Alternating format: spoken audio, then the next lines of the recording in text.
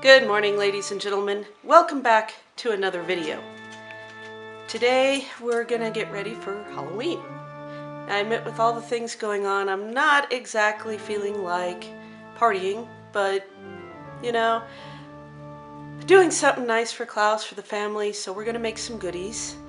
I'm doing this now so that hopefully this weekend or next week you'll have time to make goodies for your Halloween party. Okay, I've already started the cookies because I forgot that I wanted to record it. So you're going to just start with 1 cup of butter. This is a whole pound. So just take out 2 sticks, let them soften up, maybe overnight, and add them to your mixer.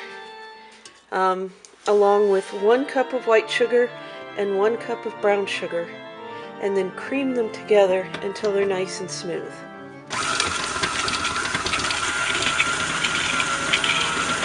Then you want to add your eggs one at a time and let it mix well in between.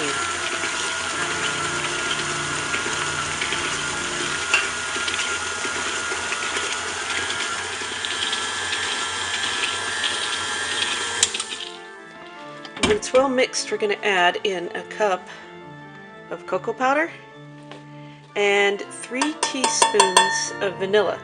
Now I want to stir this up by hand because cocoa will go poof if I turn the mixer on.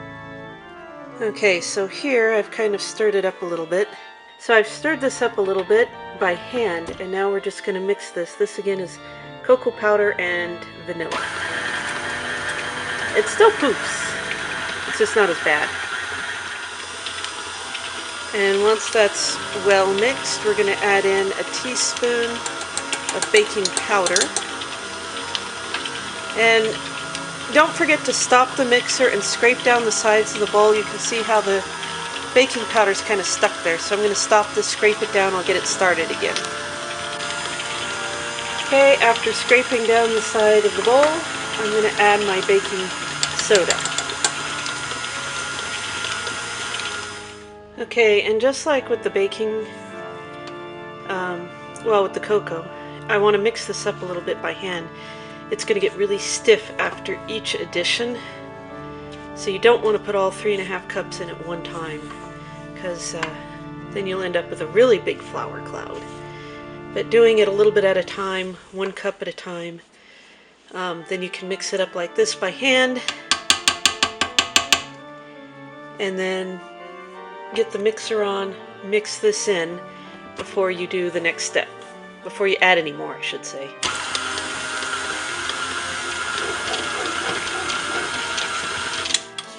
And you're not really trying to mix it well, you're just trying to get the flour incorporated so you can continue to add. So that was 1 cup. I'm going to go ahead and add the other 2½ cups. Okay, after about 2 cups of flour, if you don't have a stand mixer, you can use your hands. That's how I used to do it. But it does get really stiff. This is a sugar cookie dough, or sugar cookie-like dough. So I know it's really hard to see, but just mix this until the flour is incorporated, and then I'll take it out and put it in the light where you can see it. And you want to set this in the refrigerator for at least 30 minutes. Go ahead and cover it with a kitchen towel so that it doesn't dry out. While your oven preheats, you want to get your counter set up. You're going to need your baking sheets. You're going to need a flat bottom glass. It's, there's no rim on the bottom of this. You're going to need a small bowl of sugar that the glass fits in. You're going to need a cooling, something to set your pans on to when they first come out of the oven. So I have these gloves here. I find them more cumbersome than convenient. And the cooling racks for the cookies. So cookies are going to set on the cookie sheet for about 2 minutes after they come out of the oven, just to kind of stiffen up a little bit, and then we're going to transfer them to the cooling rack. Now there's something else I don't have. I don't have my the canisters, or the cookie jars that I'm going to put these in. I do have a cookie jar here. I'll put some in there, but it holds a lot of cookies, but it won't hold all of them. So Oh, and one more thing that Hal is gone to get. I was going to use chips, but he's going to use, he went to go get M&Ms just because he is a great husband and wanted to get M&Ms. So if you don't have M&Ms, you can use just a different colored chip. So you can use white chocolate. These are butterscotch. That's what I was going to use. You can use, I might use up some of these too. These are red candy melts that I got for a 40th anniversary to make chocolate rubies out of. But I'll cut them up into pieces. So these will be used, which I'll show you how to do that once we get the cookies out of the refrigerator and onto the cookie sheet. Okay, we've taken our dough out of the refrigerator. It's been in there for a little while. It's cooled off now. It holds its shape a little better. So you want to take a good sized scoop and turn this into a ball. You don't want a really big ball or you're going to end up with not as many cookies. And just set it on any cookie sheet. Now this is really fun to make with kids because kids love to squish the balls and they love to put the M&Ms on and make the eyes. Kids are just fun to decorate with. I used to make these with Klaus all the time. Basically, this was the only thing I got to do. He liked to do the rest. Well, I could take him out of the oven too, put him in and out of the oven. He didn't get to do that.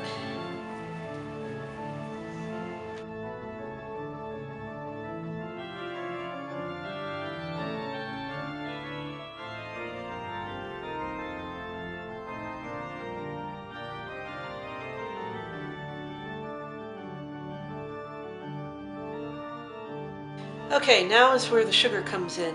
If this is a clean glass, I've done a couple of these on some darker cookie sheets, and it didn't show up very well, so I decided to put it on a light cookie sheet so that you can see it.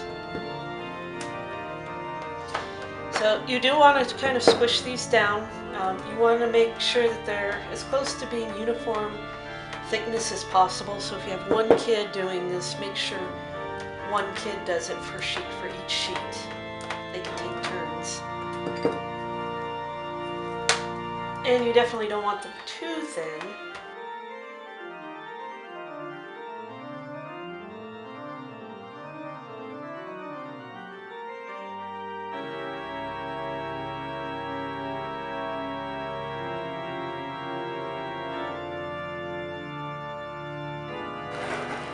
Okay, with all the cookies flattened, now it's time to make them into kitties. Hence, black cat cookies. So I pinch them and then I flatten the ears because as you pinch, it'll rise up like mountains, and then you kind of flatten it out because you want them to be uniform so they bake more evenly. And as long as you don't go too crazy, they won't burn. The ears don't burn.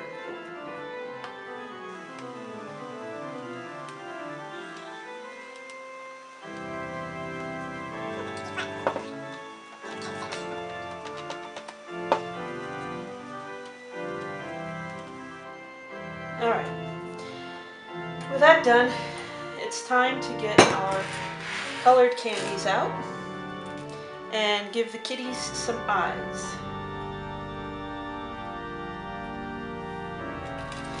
And of course you can mix and match. I've done that before.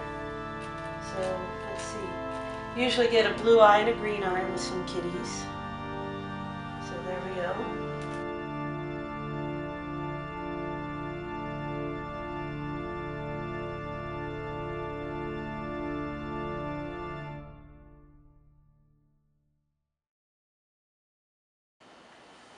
Okay, now my chocolate pieces for the nose. These would normally be Red Hots or M&Ms, but I don't have Red Hots. And I kind of want to use these up, so I broke up a few of these here. We'll just stick those in, and then we'll go back to M&Ms here later, because I don't know that I like these necessarily. And I'm just tapping them in gently so that they get baked in.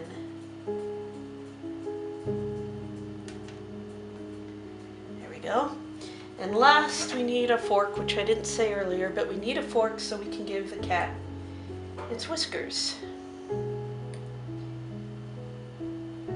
Now you can use a toothpick, especially if you have kids that might want to do a little fancier thing than this, because in the past with Klaus we used the toothpicks and we had 3 whiskers that went out from the nose like a cat really would. But he's not here to help me. So these are our cookies. They need to bake. The instructions say 10 minutes, but I never put them in that long. I always start with 5 minutes, and of course you can put them in for more. Because they're dark in color, it's hard to see when they're browned. But let me see. This is what they look like when they come out of the oven. Actually, this is only warm now. So you can tell that they've puffed up. They're nice and brown and uniform. These might be just slightly underbaked. Nope, they feel firm, so they're good. But these were only 5 minutes, but it's a darker sheet and there's fewer of them, so it doesn't take very long. On a bigger, lighter sheet like this, it might take a little longer. So get to know your cookie sheets and your ovens. And since I have 3 racks and a convection oven, I'm just going to go and start flying through these. But now that the others have cooled, I can move them onto the cooling racks and then reuse that pan. Okay, and here's all my done cookies. I still have some in a container. This one fell apart when I was taking it off. It was still a little warm. You can see they're very soft, they're very cake-like, and also they're very, very tasty. So this is my black cat cookies. The recipe is down below in the description as well as in the video. So thank you guys for watching, and I hope you have a very tasty Halloween.